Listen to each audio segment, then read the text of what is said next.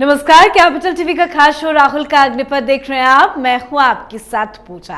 आज 2 अक्टूबर है, यानी गांधी जयंती है। इस खास मौके पर पीएम मोदी से लेकर तमाम बड़े नेताओं ने उन्हें नमन किया और राहुल गांधी ने भी आज राजघाट पहुंचकर बापू को श्रद्धांजलि दी है। चुनावी माहौल भी है। 5 अक्टूबर को हरियाणा विधानसभा चुनाव के लिए वोट डाले जाएंगे, पर चुनावी माहौल के बीच राहुल गांधी अपने बयानों को लेकर और प्रचार को लेकर बुरे फंसे हुए हैं। तो कैसे उलझे हैं राहुल गांधी, वो भी आपको बताएंगे। पर इसी बीच कांग्रेस पार्टी राहुल गांधी पर एक ऐसा आरोप लगा है जिसे सुनकर आपके भी होश उड़ जाएंगे। एक तरफ तो रेवंत रेड्डी ईडी के समन को लेकर बुरे फंसे हैं ही, तो दूसरी तरफ केटी रामाराव ने कहा है कि Musi river front development project में बड़े पैमाने का घोटाला हुआ है। इतना ही नहीं, उन्होंने तो यहां तक कह दिया कि पैसों से भरा बैग भर भर कर दिल्ली पहुंचाया जा रहा है। तो आखिर क्या है ये पूरा पैसों का खेल, कौन दे रहा है इस घोटाले को अंजाम और इस पैसों का इस्तेमाल कहां हो रहा है, बताएंगे आपको। चर्चा के लिए मेरे साथ स्टूडियो में मौजूद हैं कैपिटल टीवी के एग्जीक्यूटिव एडिटर राजीव जी। सर, आपका बहुत बहुत स्वागत है। चुनाव तो नजदीक है, लेकिन चुनाव से पहले जो इतना बड़ा आरोप लगा है कि पैसों से भरा बैग दिल्ली आ रहा है, आ तो रहा है, लेकिन इस्तेमाल कहां हो रहा है? देखिए, जिस तरह से राहुल गांधी हरियाणा चुनाव को छोड़कर दिल्ली आए और राजघाट गए, महात्मा गांधी को श्रद्धांजलि अर्पित की, लेकिन महात्मा गांधी के श्रद्धांजलि के समय उन्हें एक शब्द दिखा होगा, हे राम लिखा है उस पर। उसको देखकर क्या राहुल गांधी एक्सेप्ट कर पाए होंगे कि हम जय श्री राम हे राम कह सकते हैं? क्योंकि पूरे हिंदुस्तान में नहीं, दुनिया में घूम घूम कर राहुल गांधी ये राम का विरोध करते नजर आते हैं। यही हरियाणा के चुनाव में इन्होंने क्या कहा, भगवान श्री राम के मंदिर के प्राण प्रतिष्ठा में नाच गाना हो रहा था। ये महात्मा गांधी को श्रद्धांजलि देने के योग्य नहीं है। राजघाट पर जाने से इन्हें रोक देना चाहिए, एंट्री पर बैन लगा देनी चाहिए। ये गांधी जी को श्रद्धांजलि देने तो जाते हैं, लेकिन इनके दिमाग में गांधी जी की छवि दूसरी बनाई गई है और बताई भी गई है। बचपन से इन्होंने देखा है कि महात्मा गांधी का मतलब महात्मा गांधी की तस्वीर, और वो तस्वीर कौन सी जो दीवार पे टंगी रहती है, वो नहीं। महात्मा गांधी की वो तस्वीर जो एक कागज के टुकड़े पर रहती है और उसकी कोई कीमत होती है। मतलब गांधी की तस्वीर वाले नोटों से इनका हमेशा से सामना हुआ है और बचपन से इन्होंने कांग्रेस के करप्शन को देखा है और अब भी उसी करप्शन के कीचड़ में सने हुए हैं, जैसा आरोप लग रहा है। हरियाणा के चुनाव में राहुल गांधी ने प्रचार शुरू किया, धुआंधार प्रचार। ये कह रहे हैं कि 3 दिन में हमने पूरी हरियाणा की तस्वीर बदल दी। कैसी तस्वीर बदल दी? ये जीप पर चलते हैं तो कभी दीपेंद्र हुड्डा इनके बगल में होते हैं तो शैलजा गायब होती है। शैलजा अंबाला जैसे क्षेत्रों में, कुछ क्षेत्रों में आती है जो उनके समर्थकों का एरिया है, वहां से फिर निकलकर चली आती हैं। कभी भी दीपेंद्र हुड्डा और सुरजेवाला एक साथ नजर नहीं आते। लगता है कि हो सकता है दोनों में राहुल गांधी के साथ तो मैं हो जाए, उनके सामने ही हो जाए, हो सकता है झगड़ा भी हो जाए। अब कौन जानता है किसके दिमाग में और किसके दिल में क्या चल रहा है। लेकिन एक बात तो तय है, राहुल गांधी ये प्रचार के लिए गए और हरियाणा में 3 दिन की बात जो उन्होंने की है कि दिन रात एक कर देंगे। प्रियंका वाड्रा को भी खींच कर ले गई, लेकिन प्रियंका वाड्रा एक दिन के बाद गायब कैसे हो गई? क्या प्रियंका वाड्रा इतनी व्यस्त हो गई हैं? क्या उनके कुछ राजनीतिक प्रोग्राम हैं या निजी प्रोग्राम हैं?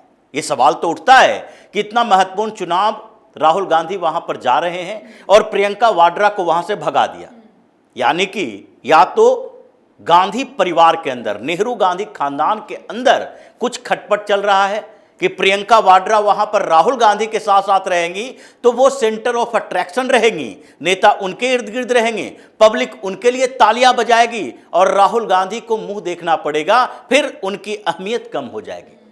वो प्रियंका वाड्रा को एक दिन के बाद स्टेज से ही उतरे और उसके बाद कहे आप दिल्ली जाओ, अब जीजा जी के साथ प्रचार करेंगे। क्योंकि रॉबर्ट वाड्रा भी प्रचार कर रहे हैं। इनको तो लोकसभा चुनाव के दौरान राहुल गांधी से, सोनिया गांधी से गिड़गिड़ाते रहे, भाई हमें उम्मीदवार बना दो, दिल्ली से बना दो, नहीं तो कुरुक्षेत्र से बना दो, हिसार से बना दो, हरियाणा में कहीं एक सीट दे दो। लेकिन इन लोगों ने चुनाव लड़ाने से भी इनकार कर दिया। क्यों? क्योंकि रॉबर्ट वाड्रा के ऊपर भी इन्हीं लोगों की तरह कई आरोप हैं और इनको लगता है कि अगर वाड्रा प्रियंका वाड्रा अगर नहीं जाए और रॉबर्ट वाड्रा ही अगर सदन में रहें, लोकसभा में रहें, तो इनका जो अट्रैक्शन है गांधी परिवार का एक ही व्यक्ति जो राहुल गांधी हैं वो लोकसभा में हैं और 2-3 लोग हैं तो दोनों में बढ़ जाता है। माँ बेटे दोनों एक साथ रहते थे, कोई बात नहीं है, क्योंकि सब लोग जानते हैं सोनिया गांधी का हाथ है जो राहुल गांधी के सर पर है। इनके लिए तो उन्होंने प्रियंका वाड्रा को राजनीति में आने तक नहीं दिया। लेकिन ये हरियाणा में ये गए, प्रियंका वाड्रा को साइड कर दिया और इन लोगों को दिखाने की कोशिश की। एक बार दिखाया कि चलो सब शैलजा सुरजेवाला, हुड्डा सारे के सारे उदयभान के साथ खड़े हुए हैं। लेकिन उसके बाद क्या हुआ? उसके बाद सब अपने अपने रास्ते पर, और फिर खेल शुरू हुआ।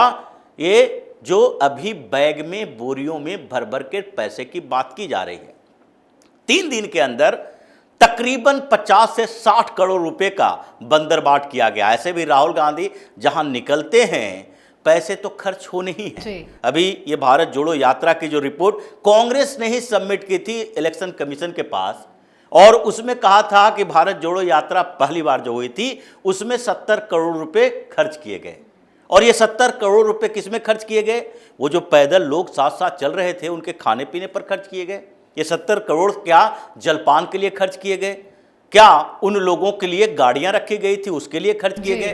क्योंकि जितने जो वॉलेंटियर थे राहुल गांधी के साथ वो हर जगह पर लोकल ही थे। 10-15 लोग इनके साथ थे जो दिल्ली से अलग अलग शिफ्ट में जा रहे थे। तो फिर ये 70 करोड़ खर्च कहाँ किए गए? राहुल गांधी की अय्याशी पे। इनके लिए जो कंटेनर बनाए गए थे उसके ऊपर खर्च किए गए। अब 3 दिन में ये भी खर्च किए गए हैं नए पैसे, जिसमें हरियाणा में इन लोगों को लगने लगा कि अब चुनाव तो हार ही रहे हैं और चुनाव जीतने की उम्मीद कैसे बनेगी? पहले पैसे बांटो, लोगों के पास पहुंचाओ, मठाधीशों के पास पहुंचाओ।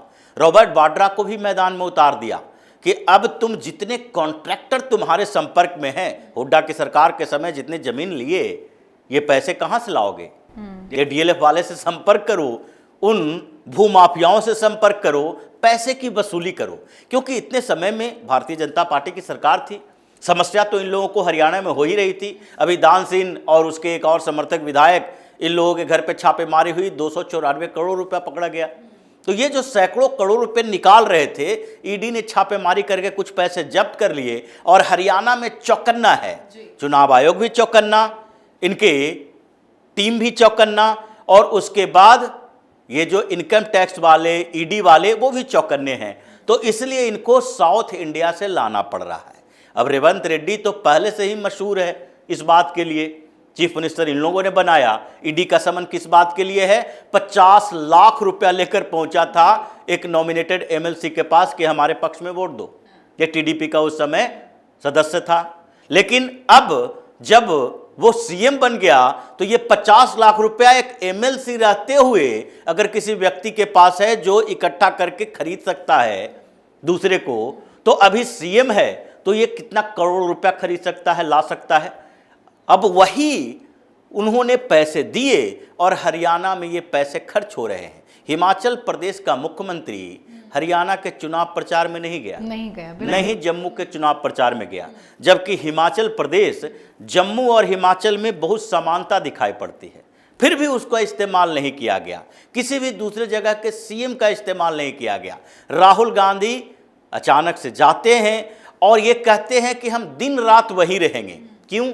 ऐसे तो आप जम्मू से दिल्ली किसी तरीके से रात रात में आ जाते हो, दिल्ली से जम्मू जाना आपका कैंसिल हो जाता है, कहते हो मौसम की खराबी की वजह से हमारे फ्लाइट उड़ नहीं पाया। लेकिन आप जब भारत जोड़ो यात्रा पर थे उस समय भी दूर दराज से भी दिल्ली आ जाते थे वापस। अब कौन सी ऐसी बात हो गई कि आप दिन रात हरियाणा में प्रचार करने के लिए लगे हैं? ये दिन का खेल, रात का खेल, ये पैसों का खेल, सारा साम दाम दंड भेद अपनाया जा रहा है, किसी तरीके से चुनाव जीत जाए। और इसलिए ये जो आरोप लगे हैं ऐसे समय में, जबकि यहां पर हरियाणा में चुनाव चल रहा है और एक दिन पहले, आज 2 अक्टूबर है, 1 अक्टूबर को हैदराबाद में बुलडोजर चल रहा है, वहां पर मकान गिराए जा रहे हैं Musi river front development project के तहत। वहां पर जितने मकान हैं, जिसमें कहा जा रहा है तकरीबन 10,000 मकान हैं, जिसमें से रिवर बेड है उसमें से 2100 मकान के करीब है, और जो बफर जोन इस नदी का है उसमें 7800 के करीब मकान हैं। ये सारे मिला के 10,000 मकान हैं, जिसके लिए 15,000 2 बेडरूम वाले फ्लैट देने के लिए इन लोगों ने प्रोजेक्ट अलग बनाया है। अब जमीन का मसला है, जैसे सिद्धारमैया का क्या था, ये 14 फ्लैट लिए, कितने का, 55 करोड़ का, 15 लाख की जमीन उन्होंने मूडा को दी थी। और उसी तरीके से डीके शिव कुमार ने भी एक जमीन प्लॉट दी थी और उसके बदले में मैंगलुरु के आसपास के क्षेत्रों में उन्होंने 85 करोड़ की जमीन ली, वो भी फ्लैट लिया। इसी तरह का एक प्रोग्राम था कि रीडेवलपमेंट के लिए आपकी जमीन ली जा रही है, उसके बदले आपको दिया जाएगा। और उसी तरीके से रेवंत रेड्डी उसी रास्ते पे चल रहे हैं। ये वहां से जिन लोगों को हटाएंगे उसके लिए फ्लैट बनवा रहे हैं, उसका कॉन्ट्रैक्ट दिया जाएगा।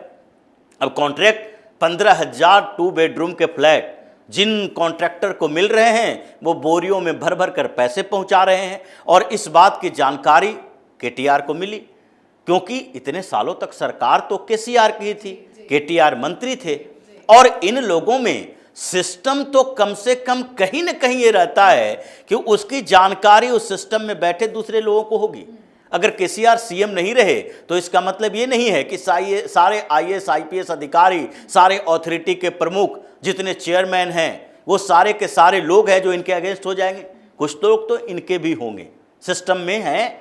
और उन सिस्टम के लोगों ने ही इन्हें बताया कि देखो ये प्रोजेक्ट तो रेवंत रेड्डी ने बनाया है, लेकिन ये पूरा का पूरा प्रोजेक्ट डिजाइन किया हुआ है दिल्ली से, राहुल गांधी ने ये डिजाइन करके भेजा है। और इसलिए उन्होंने सीधे तौर पर कहा राहुल गांधी का ये प्रोजेक्ट है और राहुल गांधी को बैग में भर भर के पैसे यहां से पहुंचाए जा रहे हैं। ये आरोप गंभीर है और इसकी जांच के लिए अब केटीआर कंप्लेन करने वाले हैं ईडी के पास। जी बिल्कुल, बहुत बहुत धन्यवाद सर समझाने के लिए। धन्यवाद। तो हरियाणा चुनाव को लेकर कांग्रेस पार्टी फंसी हुई है, कांग्रेस अपनी रणनीति में उलझ गई है और राहुल गांधी ने प्रचार कर कांग्रेस का बना बनाया खेल ही बिगाड़ दिया है। पर Musi river front development project को लेकर जो बातें सामने आई है, घोटाले को लेकर जो खुलासे हो रहे हैं, राहुल गांधी पर जो आरोप लगा रहे हैं, पैसों का जो खेल सामने आया है, वो अब राहुल गांधी के लिए बड़ी मुसीबत पैदा करने वाला है और इस पैसों के खेल में ईडी की एंट्री भी हो सकती है। तो इस पर आप अपनी राय कमेंट कर लिखें। देखते रहिए कैपिटल टीवी। नमस्कार।